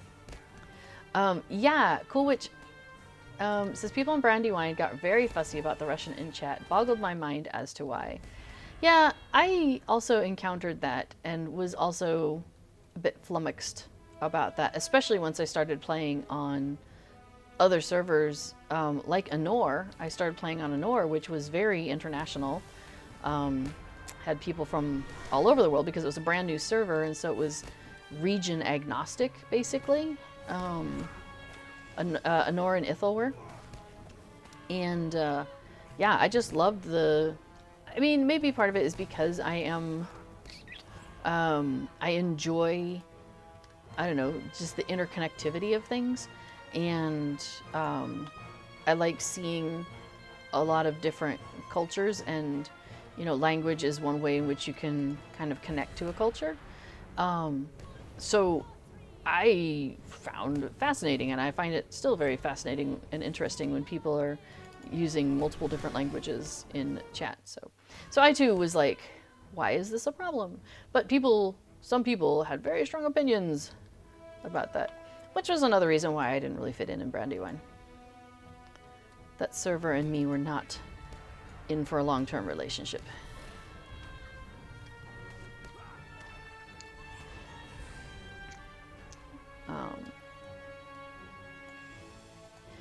Let's see. Telerian says there were Korean, Chinese, Japanese, and Russian servers, all not run by Turbine.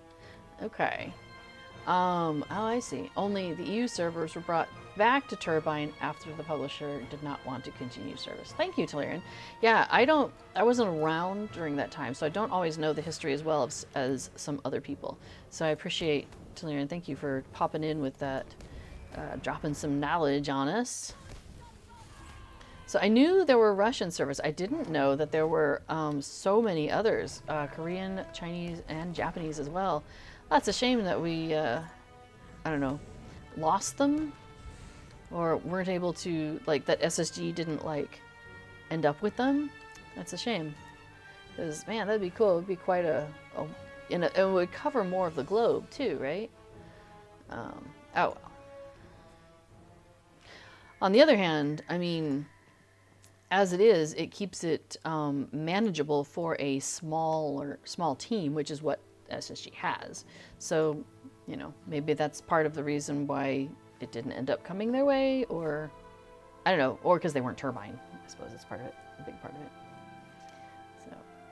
So, yes, B4 says, Coolwitch maybe advise them to think of it as Sindarin. I think it's funny how people kind of assign in-game lore to languages. For example, German is sometimes called Dwarvish, or maybe Russian is sometimes called Dwarvish. Like, it's just fun. I think it's amusing. I also think it's funny because, like, if you take the direction, so let's see, Dwarvish is south that way. I don't know, but like, I feel like anything to do with the Lossoth, any languages up in Foreshell should be based on Finnish. I think they are, right?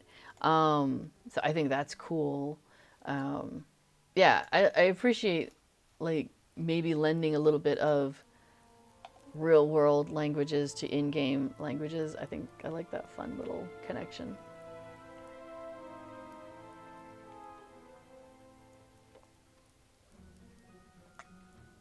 Telerian says that the Korean, Chinese, and Japanese servers stopped their operations between 2008 and 2010, as far as he recalls. Oh. Wow. Yeah. I wonder if any of those players, like, came over and created new characters on the existing servers, you know? You would hope so. You would hope that they, you know, came and joined in. I do like the idea that SSG was talking about doing, like, having extra dedicated channels for the languages that are no longer have their own dedicated servers. Because, like, German used to have 2 servers, yeah, a regular and an RP. And then French had a server as well, a French language server. So, you know, I appreciate that SSG was talking about having dedicated chat channels for those languages. Because it feels like, I think it would be rough when you're used to having a whole server to yourself and everything is in the language that you know. And then now you're like, how do I find the people who speak this language? That's my primary language. You know? But yeah, Kiss Chaos points out that, yeah, it's got to be a financial decision. You need to contract all the text to translator, and that's not cheap. And that's the thing, exactly. Like, even think about it right now, with just the 3 languages that are supported, that every time Cord wants to publish something, like even the weekly sales, like, he's got to, you know, it's written up in English and then it has to go to it has to go through translations for German and French, and he can't, well, not can't, but like their standard operating procedure is that you don't publish any of them until all of them are ready. Which, you know, can sometimes put a delay because maybe you've just finished what you wanted to get out, and boy, it was just like, you're ready in this information, you want to get this out right away, but now you're like, okay, I gotta wait though, because I gotta do this extra piece of it, and that's not done yet. You know, and unless you're fluent in all 3 of those very specific languages, you've got to have other people doing it, which means it's got to go out of your hands to somebody else, and then, you know, you're waiting on a return back from somebody else doing the work, and, you know, it adds complexity. So I could understand why at some point there might be an interest in trimming that back, but how do you do that, right? Like, you've made this promise and this commitment to people so far. You know, how do you say, oh, okay, I think we're just not doing that anymore? You'd be like, I'm sorry, what? I don't think so. Yeah, Kiss Chaos says also, and never trust Google Translate for that. Yeah, B4 can speak to some of that, because some of the work he's doing does involve some translation stuff, and yeah, it's definitely one of those where it's like, you might be able to get the broad strokes with a, you know, online translation of some sort, or by doing a little bit of searching online, you might think you're on the right track, but unless you are fluent or at least pretty well versed in that language, yeah, you can't trust something like that. Like, first of all, how do you know that that's how you would say it? Like, I mean, sure, there's not a lot of, what's the word in English for it? Sprechtaal. Like the way you say something, that's, yeah, just the way you say it. Not necessarily like, I don't know. Now I can't come up with good words for this. It's so funny. Things I've learned in Dutch or spent more time with in Dutch, I just use the Dutch word. But if, like in the US, I didn't spend a lot of time talking to people about, hey, are you going to the grocery? Are you going grocery shopping?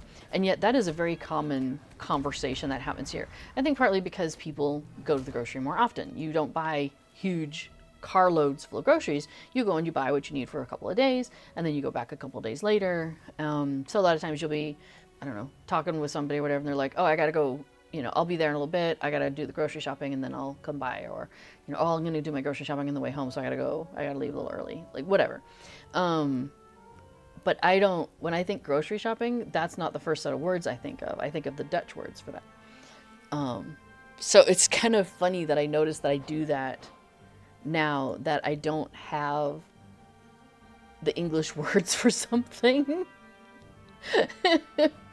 Now, some of this is because my brain is not my best friend all the time these days.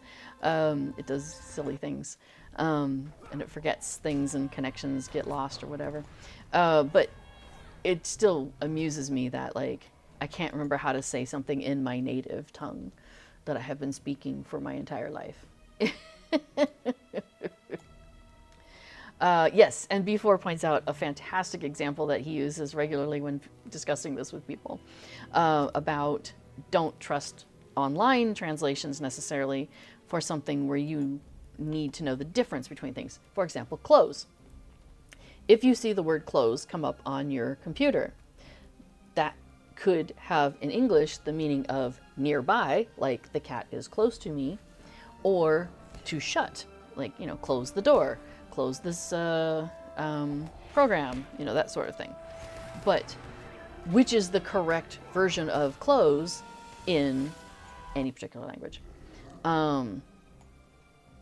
Oh, before it says Kato is not a fan of the fireworks going on outside. Yeah, Casper seems to be mostly oblivious to it, but that's because I've got a couple of doors and a couch, a very squishy, sound-absorbing couch between me and the fireworks happening outside. So, but yeah, there's the family next door likes to let off fireworks, so that happens from time to time. They buy them when they're purchasable, and then they just let them off periodically through the year, which they're not legally supposed to do, but, like, you know, if I even had, let's say I was like, no, don't do that, and, like, I don't know, called the police or somebody at this point, by the time they got here, these guys are done, they've left, and all they're gonna do is be like, hey, don't do that. Like, you know, yeah, as long as nobody's, like, getting bodily injured, there's probably not ever going to be a consequence. So, you know, and I figure, okay, our cats are mostly safe. I mean, we know our cats are safe because they're inside with us, so they're not going to get hurt. So that's been my concern, is, you know, is anything, like, are we or our cats or our property going to get damaged by their actions? I don't think so. Are they going to damage themselves or their property by their actions? Hopefully not. So the most obnoxious thing about it is just its loud noises. I'm not a fan of loud noises. I get headaches. So I don't like loud noises. In fact, I don't laugh as loud as I used to. I don't talk as loud as I used to because I give myself a headache, which, let me tell you how annoying that is. Giving yourself a headache. Like, what the heck? Who came up with these ideas? I would like a refund on that. Can I turn that back in? I do not wish to have this skill. Anyway, so yes, close and those sorts of things. Oh yeah, another one before came up, ran into recently was printer, a device that prints, or a printer, someone who prints, which are not the same word in every language. It's the same word in English, but that's not the same in, another language perhaps. So it might be two different words. And so you have to make sure you're getting the right one of those. So that's kind of, yeah, the amusements of doing translations. Now, I would think with the Lotro, like weekly sales, at least, they do the same sales over and over again. Well, not always, but, there's definite repeats. Like, we have our big hits, and we just, we replay those regularly, it seems like, is the way I would put it. So, hopefully with those translations come back really fast, because it's like, same as it ever was. But then, like, you got things like the producer's letter or the letter to the players that they're doing quarterly now, which is exciting. Oh, in fact, hey, if you haven't seen it, I think it's, let me double check. Letter? Yeah. There's the most recent one, came out in March. Orion, I believe, wrote that one. And I think Orion did the one previously. So he's keeping up on that, which is really cool. Basically what they're doing. So they've done these letters to the players before, where they're kind of like, hey, here's our plan. And most recently, it's generally been like, here's our plan for the next year, let's say. But then, you're putting that plan out in, let's say, January, or actually writing it in December, comes out in January. By the time you get to the following November, things have often changed by then. Things you weren't anticipating may have gotten in the way, or you've had to put attention somewhere that you weren't expecting, or whatever. So what they're doing now for this year so far is Orion put out the letter in, I think it was December, and it covered like January, February, March, very specifically. Some more specifics for second quarter, so April, May, June, but then like broad strokes for the second half of the year.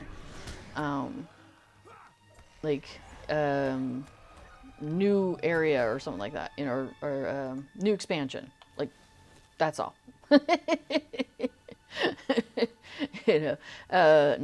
Broad strokes. And then each time he's doing kind of like, here's the details for where we are right now. Here's some, general details for the next quarter, and then here's some broad strokes for the next two after that. Like, that is a smart way to do it. I like that. And that way they're able to kind of hone in on things better. And if things come up where they're like, yeah, we were hoping to get this in this quarter, and we're not going to be able to do it, that's not on there, so players aren't like, why? But if there's things that, like, they were hoping to do something, but they didn't bring it up or didn't put it in there beyond the broad strokes, and then they're like, yes, and we were able to get this accomplished, plus this extra other stuff that we were hoping for, but we didn't really talk about previously, it's like, yeah, they can, like, do the Scotty thing, right? Where you under promise and over deliver. That always seems to go over better. Yeah. Kiss Chaos is giving yourself headaches. Maybe there'll be a hot fix down the line. That would be great. Can we get a patch for that? I would, even if it took some downtime, I'd be okay with that. Like, just put that in the next release. Can we do that? So here's what's funny is they stop here. We've been doing combat together. And now they're like, whoa, what's going on over here? There's a, big warg. That guy doesn't belong in this area. Facing down this bear. What's going on? So what I've discovered is sometimes if I run forward really fast, it doesn't register with these guys that they're supposed to then follow me. So what I started doing is I put myself on walk, and my approach is now slow enough that it triggers the instance to go through just fine. But now look, I'm in combat and I'm walking. Hang on, let me do that again. It's hilarious. What is this? Looks like I have a stomach ache or something. Oh dear, anyway, okay. Let me get into combat here. Let's see, what were some of the things? Oh, what's that fun code? We should post that. Hang on a second. Let me get out. When I'm done with this combat, if B4 hasn't posted it. Oh, we gotta take care of these other guys first. Hang on. Well, hey, it sounds like the fireworks have stopped, so probably Kato is much happier now. Yes, the thank you 2025. So put that in the store. Let me see. Bum, ba, bum, bum. No, that's not it.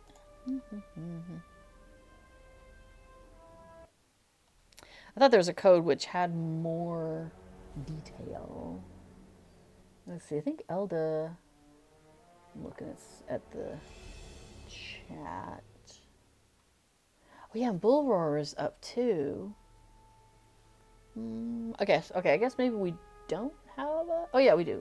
Hang on. It's a freebie code. There we go. Okay, so it talks about the Lotro freebie for the week, which is some battle potions of restoration, whatever. That one's fine. Go get those if you use those. They're lovely to have. I'm not in combat often enough to remember to use them. But they're great if you're like a combat doing person. Okay, and then until May 18th, this is the big one. Use the code THANKYOU2025. It is only good once per account, and it is only going to go to that one character. So when you are logged on with the character and you go to the Lotro store and you go to put in the code. So I'm on my elf character right now. So if I put the code in down here at the... Here, let me scooch this over, sorry. So you put the code in down here, down at the bottom right there. And you can just copy and paste it. That's the best way to do it. You can type it if you want, but, you know, don't need to give yourself errors. Just copy and paste it in there. And then you hit the little present button, and it'll go ka-ching, and it'll show you, it'll say, yes, you've redeemed it. So I have it here. Let's see. There it is. I redeemed the code. So it shows me in my transaction history. Thank you 2025. And it gave me these items, which is 50 mithril coins. So 2 bundles of 25, which is kind of funny because they don't have a 50 bundle. They have 25s, I guess. Elixir, it's a virtue experience. A pick a mount box. So a choosy box. A universal ingredient packs, you got 20 of those, and then 5 black steel keys. This all will show up immediately in the inventory of the character that you're on when you redeem it. So 1, you might want to make sure you got some room in your inventory. But 2, make sure you're on the character that you want to have that stuff, because it'll show up with that character. Now, Astra is saying that code is account bound on usage. So, but the things that end up in your inventory, are they character bound or are they account bound? So like the pick a mount box, can I only use it on the character it showed up on? I didn't actually look at it. I did it on my main. I made sure to do it on my main because that's who I wanted to have the stuff. But I didn't check to see if like the box was account bound, in which case I could put it like in my shared storage and give it to another one of my characters if I wanted to. Oh, okay, so Wizic Twofoot thinks it is account bound, so I think you can move it to another character. Okay, well that's cool. So if you make a mistake, but it's going to be on that server for sure. So make sure you're on the right server at minimum. Because the black steel keys, well, they're on that server. The mithril coins will show up in your wallet, and those are server specific. So, I mean, so in that case, in that regard, the mithril coins are, you know, useful by any character on that server, because your mithril coins are server specific. Yeah. But anyway, so just make sure you're where you want it to be. Is the TLDR there. Oh, okay. Cool Witch says, yes, it's account bound. I did move the mount box to another character. That is awesome. Cool. So basically make sure you're on the server where you want this stuff to show up. Are the keys server then also account bound? Are those account or are those bound to character? Because usually black steel keys are bound to character, I think. I'm trying to think of a situation where I have black steel keys that were account bound. I don't know. Let me see. Let me pull up my alt inventory real quick. See who's got black steel keys.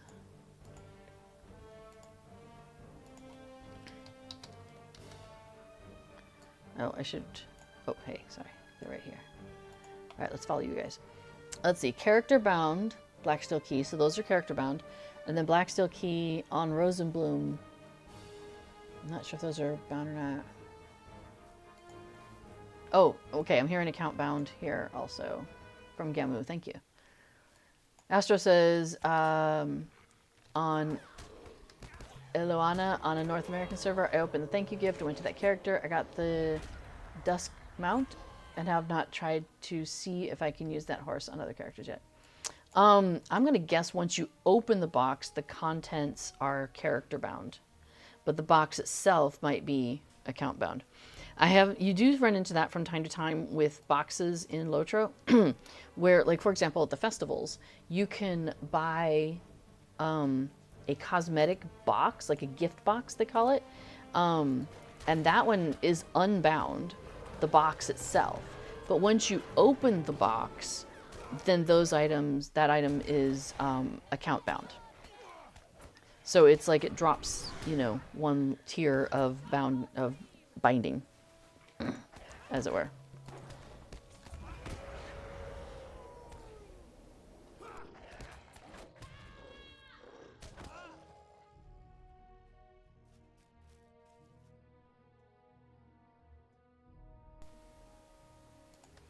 Okay, so we're still following the guys, just to kind of catch up on what's going on screen here. And we have found that there's some wargs and things here in Lothlorien. And so we are working to cleanse their foul presence from this place.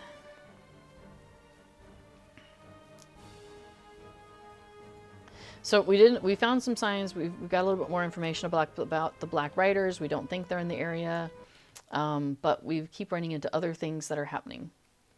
So I'm going to do the same thing where I sashay in.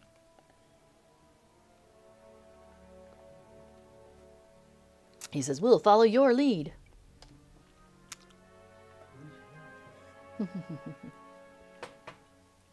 P4 says, who's your lead? All right, there we go. We got it good. He's talking. They're coming. Everybody's where they should be. I'm so used to playing a hunter that I want to lay down some traps in this interim space. And yeah, there's no trap setting. There's no like going invisible. There's no preparation. It's so weird. I mean, I don't know. Maybe there is preparation I could do as a minstrel that I'm not doing. I don't know. But as far as I know, there's not really preparation to do. Okay, so the guys have gone to see their grandmother, and they have things they need to tell her. So we have been invited into Galadriel's garden. Very special.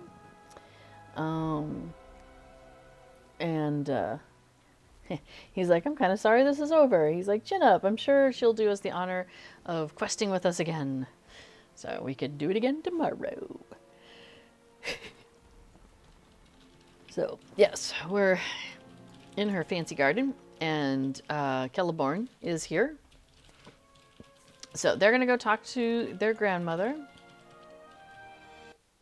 And I'm going to talk to Celeborn.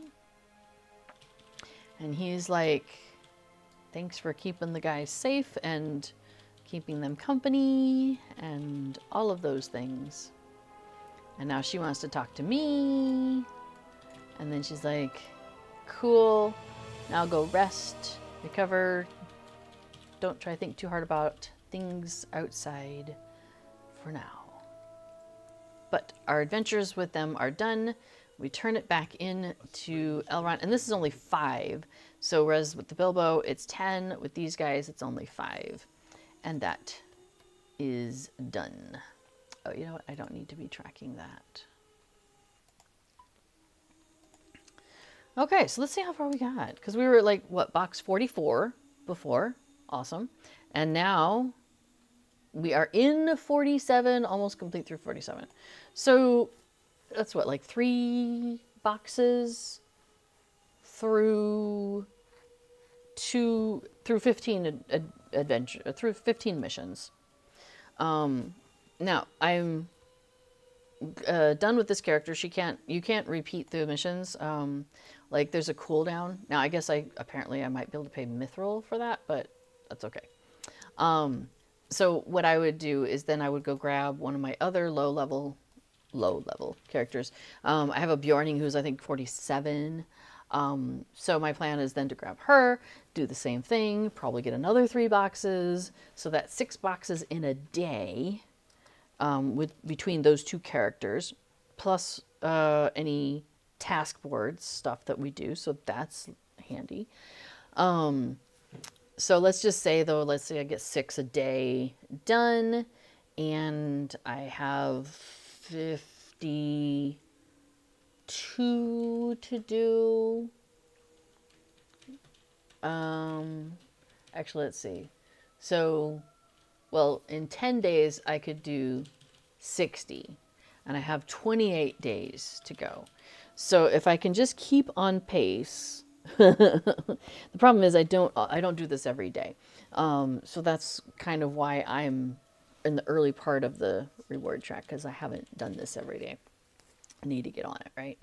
So that's the plan. That's the plan, is to keep on with the missions, the further adventures missions, with my low level characters, and then from time to time get B4 to come over onto the server, and we use our level 150 characters to go do the missions with delvings, and so that way we get the or the legendary item XP from both doing the mission and doing the extra delving layer in each of those situations. So that's where we are on that, and that's why I keep doing this.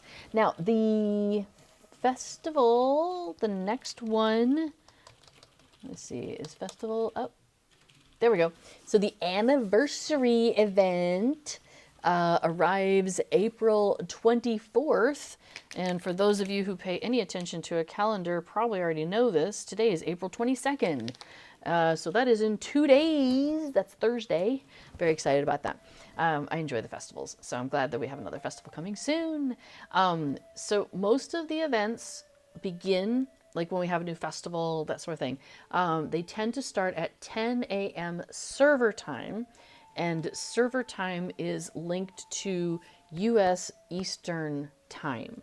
So whatever it is Eastern, on the Eastern Coast in the U.S., that's what server time is. If you're ever not sure, you can do, I think it's slash server time. Let me double check that. Oh, helps if I, yep, okay. So yes, so if you do slash and then the word server time, all one word, it will say, so for me it says, the current time on the server is 04:22, 1:34 p.m. So not 24-hour time, just heads up there. Before I was saying, if you know when the battle will start, then about 7 to 8 seconds before that, you can do Cry of the Chorus to pre-activate 3 ballads for immediate anthem, to be able to do an immediate anthem, but that's about it. That's the preparation you could do as a minstrel. So there we go. There is stuff you can do, and I know he does it. That's why I'm like, because he does this all whoosh, and then rah. So I know there's things you can do. I just don't have that pattern that he does. No worries.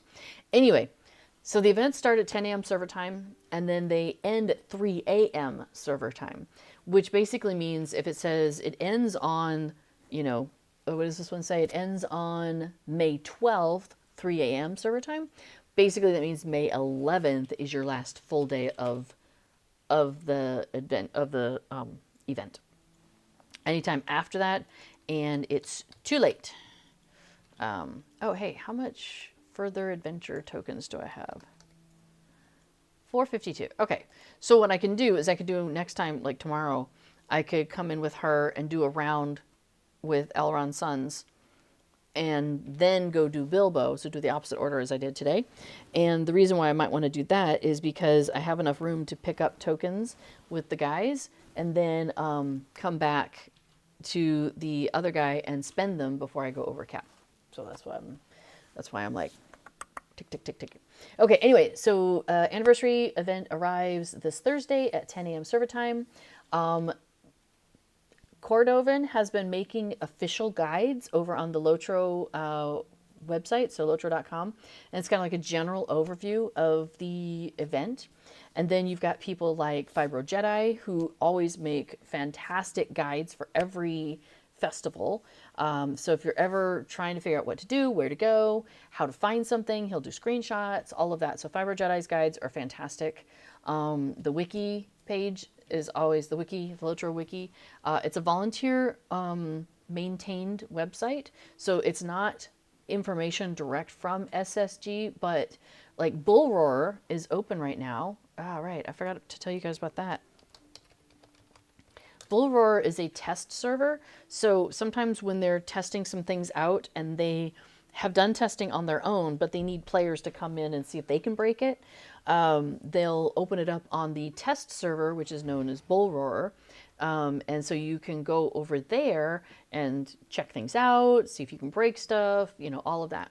And it is open, I think, this whole week. Usually it's only open for 3 days, like Wednesday, Thursday, Friday, or Monday, Tuesday, Wednesday. But this week it's open Monday, Tuesday, Wednesday, Thursday, Friday. So you've got some time to get in there and play around with things if you want to do that. So, so if you like seeing things before they come to the live servers, the Bull Roar server is a fun little thing you can do. Let's see, what was the other thing I was going to say? Oh, so yeah, a lot of times people who are editing the wiki will go and see the things on Bull Roar and they'll kind of like prepare the page. And then when it goes live, then they can hit the page live. And so the information is there like pretty much from the get-go, which is amazing. Like I do only a tiny bit of editing over on the wiki and, you know, very grateful for the people who spend regular time taking care of that stuff. It's really nice. Yeah, also in the official lotro.com, the guides, at the bottom, Cordovan will put links to various videos, walkthrough guides, Fibro Jedi's guides, you know, that sort of thing. So anything that has been in the milieu that's like people are using and finding really helpful. If Cord knows about it, he'll put a link at the bottom too. So that's a really handy place if you're looking for more information or some help walking through. You'll find some stuff down there. Sometimes you even find stuff by me. So that's kind of fun. All right. I think that's about it for me today. So the next time we see each other, it should be festival time. And so we'll do some festival stuff together next week. We'll check out the anniversary festival. I think, I'm trying to remember. So on the last stream that Scenario and Orion did together, which they call We Have a Cave Troll, they do it monthly, I believe. And on the last one, they had SSG employee MVP on, who talked about, so MVP has been doing a lot of work on the festivals, and that's where this new festival island for the Midsummer Festival is coming about, is through the work that MVP has done. So that's really exciting.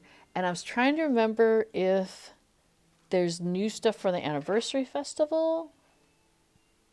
There's new stuff for a number of the festivals coming this year, is my understanding. So we'll find out. And then on Bull Roar right now, you can preview the Midsummer Festival Island.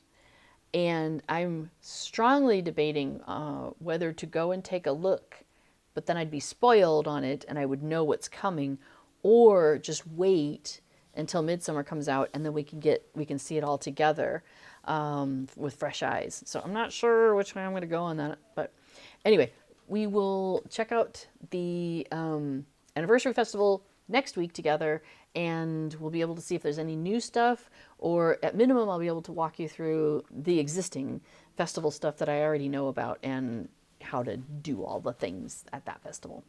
So, all right.